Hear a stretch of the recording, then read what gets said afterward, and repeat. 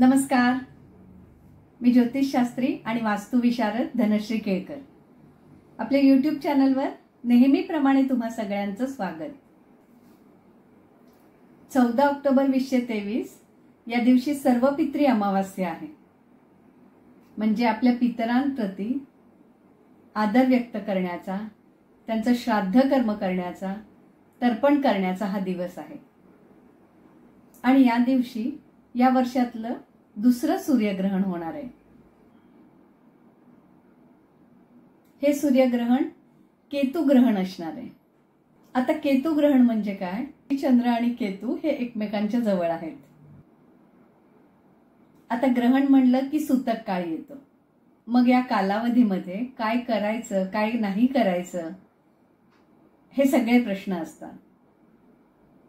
तर हे सूर्यग्रहण आपल्या भारतामध्ये दिसणार नाहीये, त्यामुळे वेधादी नियम पाळायची गरज नाहीये. गर्भवती महिलांनी कोणती काळजी घ्यायची? तर गर्भवती महिलांनी आपला रोजचा व्यवहार म्हणजे दिनक्रम तसाच चालू ठेवायचा. फक्त शक्यतो घराबाहेर पडू नका किंवा जास्त धावपळ करू नका. आणि हे ग्रहण भारतामध्ये दिसणार नाही, म्हणजे छायाकल्प ग्रहण असल्यामुळे धार्मिक अनुष्ठानं वगैरे किंवा मंदिरातला प्रवेश वगैरे चालूच राहील. मंदिरे बंद राहणार नाहीत. मग आता हे ग्रहण कुठे दिसणार आहे? नॉर्थ अमेरिका, सेंट्रल अमेरिका आणि साऊथ अमेरिका. थोडक्यात काय तर पूर्ण अमेरिकन कॉन्टिनेंटलमध्ये हे ग्रहण दिसणार आहे. अर्थात यामुळेच ग्रहणाचे सगळ्यात जास्त नकारात्मक परिणाम अमेरिकेमध्ये पाहायला मिळतील. हे ग्रहण USA, Georgia, Florida, Texas, Virginia, Canada इत्यादी प्रदेशात दिसणार आहे. आता भारतात हे ग्रहण दिसणारच नाहीये म्हणजे याचा अजिबात परिणाम होणार नाही का? तर असं नाही, परिणाम होतो, पण त्याची तीव्रता थोडीशी कमी राहते. हे ग्रहण नेहमीपेक्षा थोडंसं वेगळं ग्रहण आहे. का? तर केतू तुळेमध्ये आहे आणि ग्रहण मात्र कन्येमध्ये होणार आहे. कन्या राशीमध्ये 26°51' हे ग्रहण लागणार आहे. ग्रह परिस्थिती कशी आहे?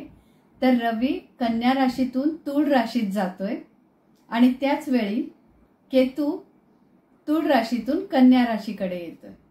म्हणजे रविचंद्र आणि राहू किंवा केतू एकमेकांच्या अगदी जवळच असतात, मात्र त्यांची रास भिन्न असते. त्यामुळे हे वैशिष्ट्यपूर्ण ग्रहण आहे. हे ग्रहण चित्रा नक्षत्रामध्ये होणार आहे. या ग्रहणाच्या वेळेला बाकीचे ग्रह कसे आहेत? तर यावेळी मंगळ आणि बुध अस्तंगत आहेत.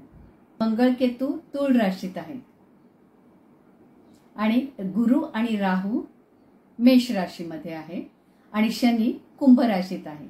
शनी आणि गुरु हे दोघं सुद्धा वक्री आहेत आणि या शनीची गुरु आणि राहूवर दृष्टी आहे.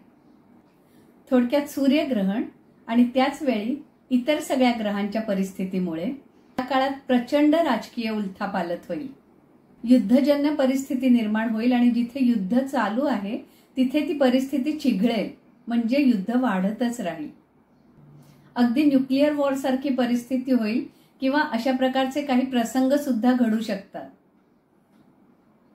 मग ही महायुद्धाची नांदी आहे का? तर अजूनही नाही. महायुद्ध मात्र होणार नाही. जेव्हा केतू मीन राशीत प्रवेश करणार आहे तेव्हा तो गंडांतात असणार आहे. त्यामुळे संपूर्ण जगामध्ये सगळी एनर्जी डिस्टर्ब होणार आहे. रवी, चंद्र, बुध, मंगळ हे सगळे केतूच्या अवतीभोवती आहे. या काळात तुम्ही तुमच्या वाईट सवयी मोडू शकता. पाकिस्तानामध्ये राजकीय संकट येईल. तिथल्या नेत्यांमध्ये खूप वाद होतील आणि युद्धजन्य परिस्थिती निर्माण होईल. याचबरोबर नैसर्गिक आपत्तींना तोंड द्यावं लागेल. पाऊस, पूर किंवा त्सुनामी याच्यामुळे शेतीचं प्रचंड नुकसान होईल आणि साहजिकच महागाई प्रचंड वाढेल. मग भारतामध्ये हे होण्याची शक्यता कोणत्या प्रदेशात जास्त राहील?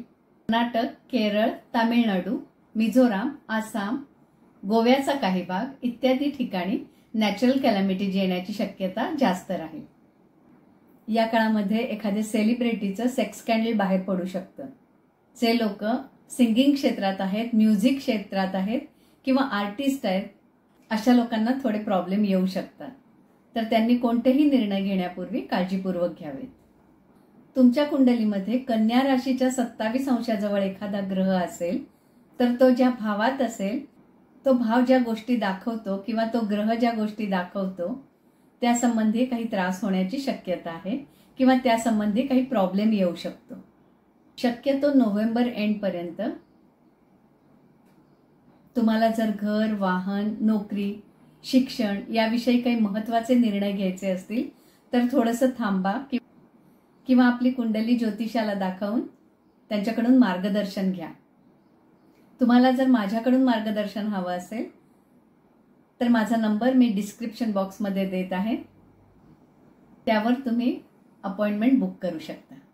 आतापर्यंत माझा एखादा ग्रहणावरचा व्हिडिओ पाहिला असेल, त्यात मी सांगितलं आहेच की ग्रहण कधी एकटं येत नाही. तर एक सूर्यग्रहण झालं तर त्याच्यानंतर 15 दिवसांनी चंद्रग्रहण येतं. तर हे सूर्यग्रहण, नंतरचं चंद्रग्रहण आणि ग्रहांची इतर परिस्थिती, त्यामुळे शक्यतो या 2 महिन्यामध्ये सगळ्यांनी काय काळजी घ्यायची तर आपल्या आरोग्याची काळजी घ्यायची, आपल्या रागावर नियंत्रण ठेवायचंय, विद्यार्थ्यांनी आपल्या शिक्षणाकडे नीट लक्ष द्यायचंय आणि सगळ्यात महत्त्वाचं म्हणजे शब्द जपून वापरायचे, आपली नाती सांभाळायची. आता आपण सूर्यग्रहणाचा सगळ्या राशींवर काय परिणाम होईल ते पाहूया आणि त्यानंतर मी सगळ्यांसाठी या काळामध्ये काय उपाय करायचे तेही सांगणार आहे. सुरुवात करूया मेष राशीपासून. मेष राशीच्या 6ठ स्थानात हे ग्रहण होणार आहे. मेष राशीच्या लोकांनी आपल्या आरोग्याची काळजी घ्यायची. विशेषतः कॅल्शियम कमी होणे, हाडांचा त्रास होणे, डोळ्यांचा त्रास होणे याकडे विशेष लक्ष द्या. आपल्या पार्टनर सोबत, त्याचबरोबर आपल्या बॉस सोबत वाद वाढवू नका. प्रेग्नंट महिलांनी आपलं आरोग्य सांभाळायचंय, जास्त धावपळ करायची नाहीये. तसंच तुम्हाला कोणत्याही प्रकारचा लीगल प्रॉब्लेम येणार नाही याची काळजी तुम्ही घ्यायची आहे. वृषभ राशीच्या पंचमात हे ग्रहण होणार आहे. तुमच्या शिक्षणामध्ये अचानक काही अडथळे येण्याची शक्यता आहे. त्यामुळे शिक्षणाकडे नीट लक्ष द्या. आपली रिलेशनशिप तुम्ही सांभाळायची आहे. बोलण्यावर कंट्रोल ठेवायचा आहे किंवा तात्पुरतं जास्त भेटी नाही घेतल्यात तरी चालतील आणि भेटलात तर काळजीपूर्वक बोला. मिथुन राशीच्या 4थ स्थानात हे ग्रहण होणार आहे. हे सुखस्थान आहे, मातेचं स्थान आहे. आईच्या आरोग्याची काळजी घ्या. तुम्हाला जर लंग्सचा त्रास असेल, हार्टचा त्रास असेल तर त्याच्याकडे दुर्लक्ष करू नका. या काळात तुम्हाला डोळ्यांचा त्रास किंवा स्किनचा त्रास सुद्धा होऊ शकतो. जर तुम्हाला घर किंवा वाहन घ्यायचं असेल तर थोडंसं थांबा किंवा मग आपल्या कुंडलीविषयी जाणून घ्या, मगच खरेदीचा निर्णय घ्या. कर्क राशीच्या 3यात हे ग्रहण होणार आहे. तुम्ही ओव्हर थिंकिंग करून डिप्रेशनमध्ये जाऊ नका, कारण या काळात तुमची जवळची व्यक्ती तुम्हाला दुखवू शकते. भावंडांमध्ये जर काही वाद असतील तर ते उकरून काढू नका. सामंजस्याने वागा किंवा शांत राहा. तुम्ही शेजाऱ्यांशी सुद्धा भांडू नका. या काळात तुमचा कॉन्फिडन्स लो होण्याची शक्यता आहे. आणि सगळ्यात महत्त्वाचं म्हणजे सगळेजण सध्या सोशल मीडियावर काही ना काही टाकत असतात, तर या काळात तुम्ही अगदी कटाक्षाने टाळा. सिंह राशीच्या 2 स्थानात हे ग्रहण होणार आहे. हे धन, वाणी, कुटुंब तसंच इथून आपण खाणं सुद्धा पाहतो. ग्रहण काळात शक्यतो सिंह राशीच्या लोकांनी काही खाऊ नका. बाहेरचं किंवा मसालेदार जास्त खाऊ नका. क्वचित फूड पॉइझन होण्याची शक्यता राहील. या काळात तुम्ही तुमचा इगो सोडायचा आहे. सगळ्यांशी समजूतदारपणे वागा. इथून वाणी सुद्धा पाहतात. जर तुम्ही टीचर असाल किंवा रेडिओ, टीव्हीवर बातम्या किंवा तत्सम अँकर असाल तर आपल्या वाणीवर संयम टाका. चुकीचं विधान करू नका. काळजी तुम्हाला घ्यायची आहे. कन्या रास, तुमच्या राशीतच ग्रहण होणार आहे, त्यामुळे तुमचं मन काहीसं उदास राहील. तुम्हाला डोळ्यांचा किंवा हाडांचा त्रास होऊ शकतो. या काळात तुमचा इन्फिरियर कॉम्प्लेक्स वाढू शकतो, तर मेडिटेशन करा. तुमचा बॉस तुम्हाला त्रास देऊ शकतो. समजूतदारपणे वागा. तुळ रास, तुळ राशीच्या व्ययात ग्रहण होणार आहे. तुळ राशीच्या लोकांनी आपलं आरोग्य सांभाळणं महत्वाचं आहे. सगळ्यांशी चांगलं कम्युनिकेशन ठेवा. काही लोक तुमची सोशल इमेज खराब करण्याचा प्रयत्न करतील, तर अशा प्रकारची वक्तव्य करू नका. या काळात तुमचा खर्च वाढेल. मात्र फॉरेन रिलेटेड काही काम करणार असाल तर ते काम मात्र तुमचं होईल.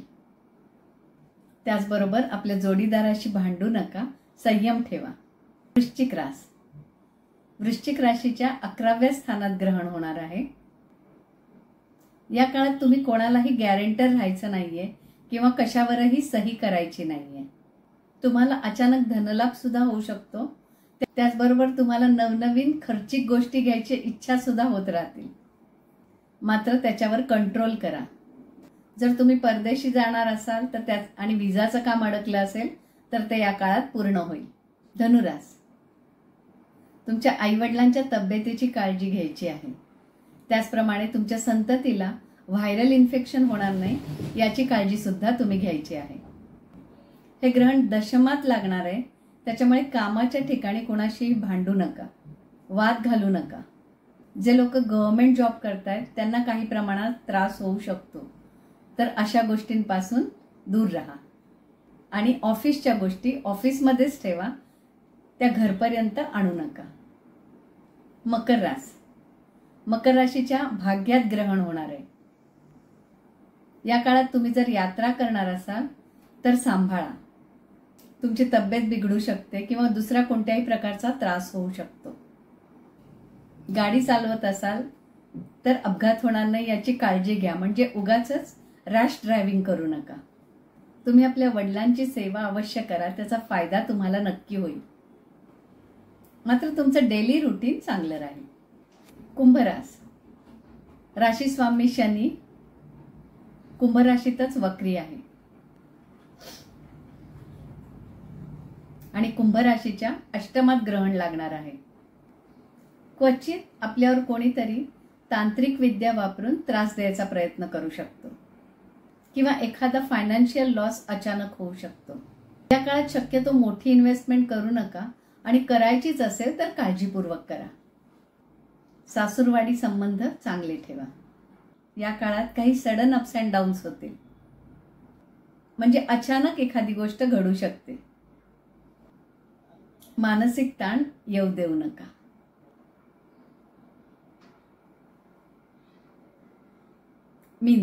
मीन राशीच्या 7म स्थानात ग्रहण होणार आहे.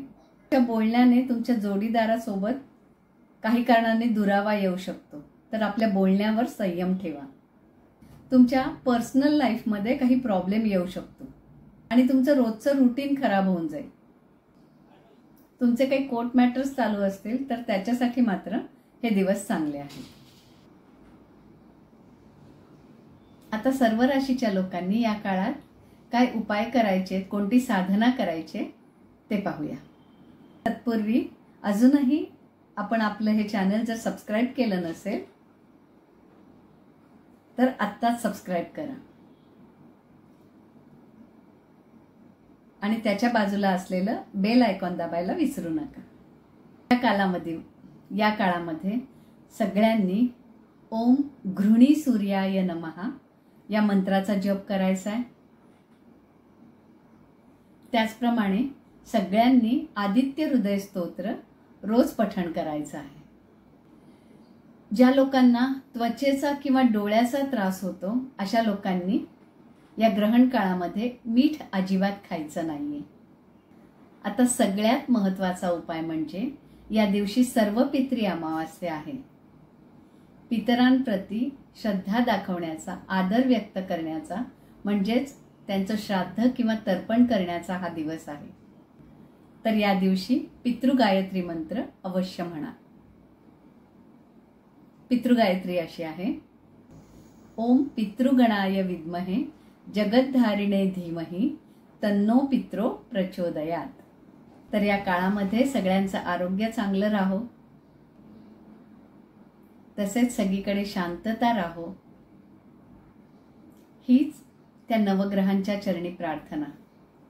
शुभम भवतु.